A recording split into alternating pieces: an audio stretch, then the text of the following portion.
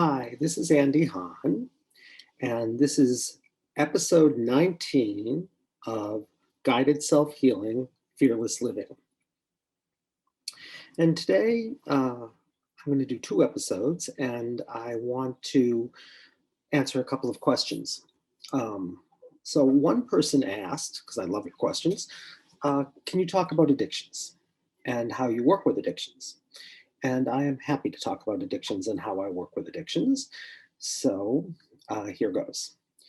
If someone comes in and they have an addiction, it doesn't matter what their addiction is. You have to think of it as some kind of story, obviously, about craving. So, the first thing we might want to look at is any story that you have, wherever it is, that's some kind of thing that you really, really need, you couldn't get. And so there's this craving for it. And that could be in this lifetime or another lifetime. But if you find what I would do with addictions, as I would with anything else, is I would just put together this idea of feel the addiction in your body and feel the craving that is associated with the addiction. And then you put those two things together and you notice what's happening in the body and you bring your attention there. And then you let whoever that is share their story. And often, if that's what's going on, um, they will often need some kind of intervention. The most typical intervention under those circumstances tends to be acupressure. So, in an earlier episode, I taught you about emotional freedom technique. And if you're watching, all you would do is you would feel the sensation, bring all your attention there, and we're going to just say, sensation, whatever the sensation's name is, what have you come to share about this addiction? And then you would have them focus on the sensation and share their story. And then they would tap and they would start. If you can see me, you would tap at the beginnings of your eyebrows just very gently, and then right next to your eyes, and then right under your eyes. And then the short version is you would tap between your lip and your chin, and then you would find a spot that you find start with your collarbones where they start at your neck, go down an inch and over about an inch, and if you press in, you'll find some place that really hurts, and you can just tap or massage there. And the short version of this, which I'm giving you today, then you tap on the inside edge of your pinky, just below the nail, doesn't matter whether it's right or left, and then you make a circle on your crown. That's the short version of emotional freedom technique, and you would do that while you focus on the sensation. So that's the first thing I would do. I would do what I would call a standard balance because something's out of balance. And of course, it might be you work on the addiction directly, or it might be that you have to find some pattern um, that is associated with the addiction, like neglect. So it might be that when you needed someone, like your life depended on it, and you had every reason to believe they'd be there, they weren't there. So let's suppose you're an infant and you're screaming because you're hungry and you're looking for mother's milk and there's nothing there and you really want to take something in orally. Well, that can play out as alcohol addiction or an eating addiction or whatever it might be. So there might be some pattern. A standard pattern that often goes with addictions is something that is called an archetypal identity. And an archetypal identity is an identity that you take on as a protection in order to keep yourself from experiencing something you're really afraid to experience about yourself, that you're really afraid to experience about yourself. For example, if you remember the Enneagram, which we've talked about, let's suppose that you are a point 3, which is a performer. And let's suppose you've had some setbacks and you're not doing so well. And you're sort of like losing your focus and looking at doing things that are superfluous. And you're anxious and things are going badly. Well, you might call in something to help you with that. And for example, alcohol might be something you would call in. So the alcohol then would be something that was trying to serve you as a way not to feel the fear of being a failure. So it might say, well, I'll help you. Now, the interesting thing is now what you're going to do is you're going to talk to the protector, which in this case would be, let's suppose you're an alcoholic. You'd say, I am an alcoholic, and you'd feel it in the body.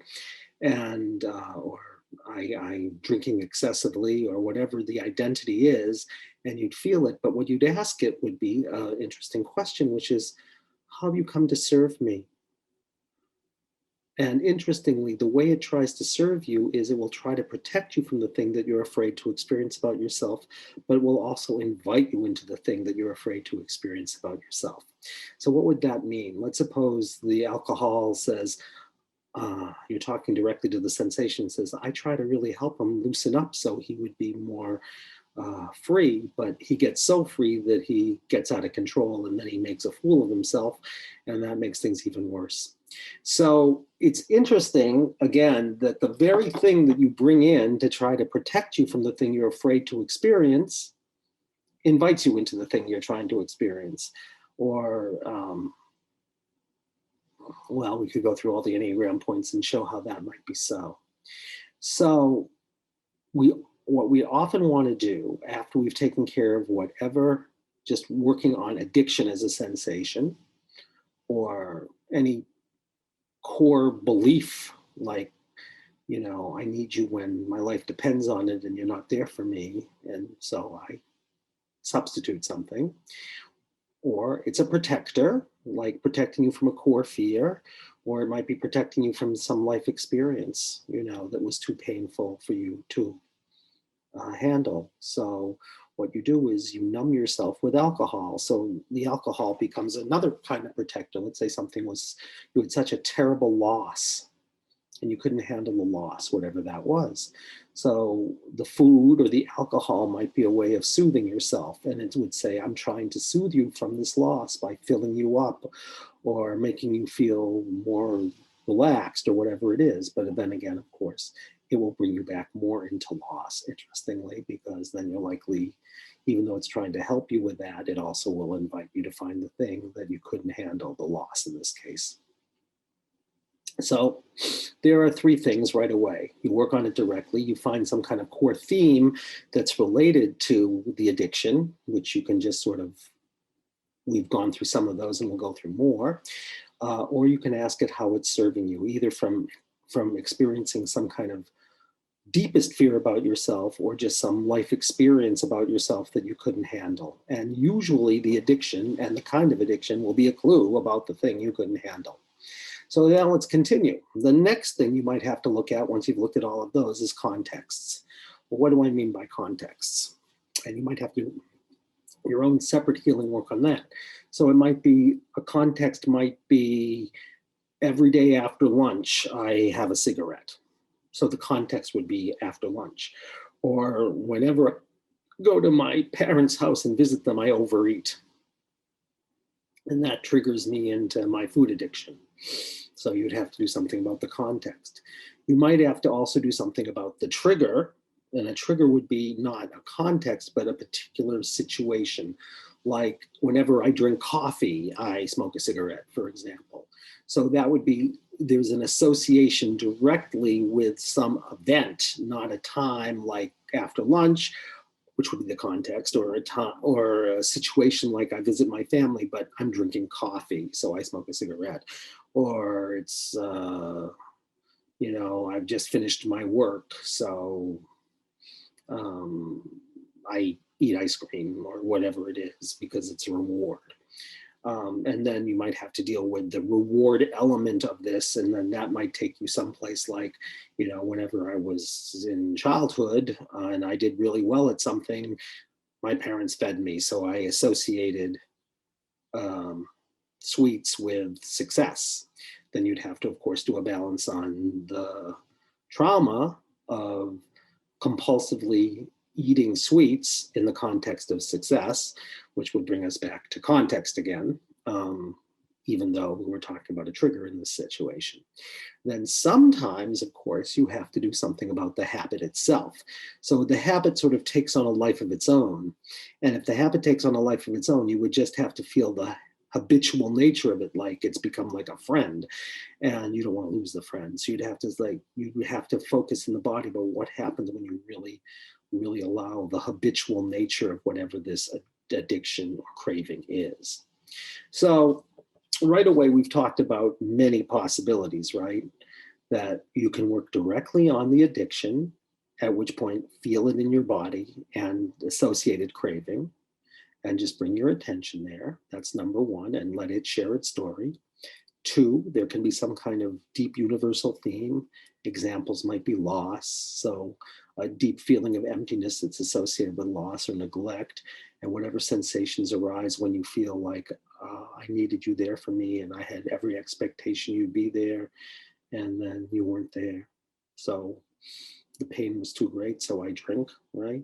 Or we could say, how are you serving? Which means I'm trying to protect you from experiencing something, which is sort of like the neglect trauma. But in this case, you would directly just ask it. You'd ask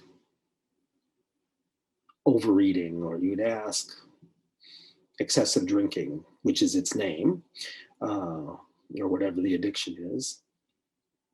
You would ask, how are you serving? And, so something will be there. Parenthetically, if you're quote unquote love addicted to a particular person or something, you can't let them go and you crave them, you can do all the same things, because of course we can be addicted to a person just as much as we can be addicted to a substance, because in some ways a person can substitute for a substance and then they fill you or they calm you and you can't get away from them even. Or of course, if you're excited by them, they can be a total addiction. You can be erotically and sexually, drawn to them so strongly that they really become an addiction, because falling in love or those kinds of deeply lustful feelings are addictive in a way, if you think about it. And if that's the case, then what you often have to do is look at something about envy. Why do we get addicted to a person? Is basically because they have a quality in our imagination that we're lacking, that we desperately want to have. So we see it in the other and we project our lack, right? Because we really have it in ourselves someplace, but we don't know. So we idealize them and we crave them because they have this thing. So we'd have to look at our envy. And if you can feel envy when you're in some kind of addictive relationship with someone, you'll find the thing that feels lacking in you.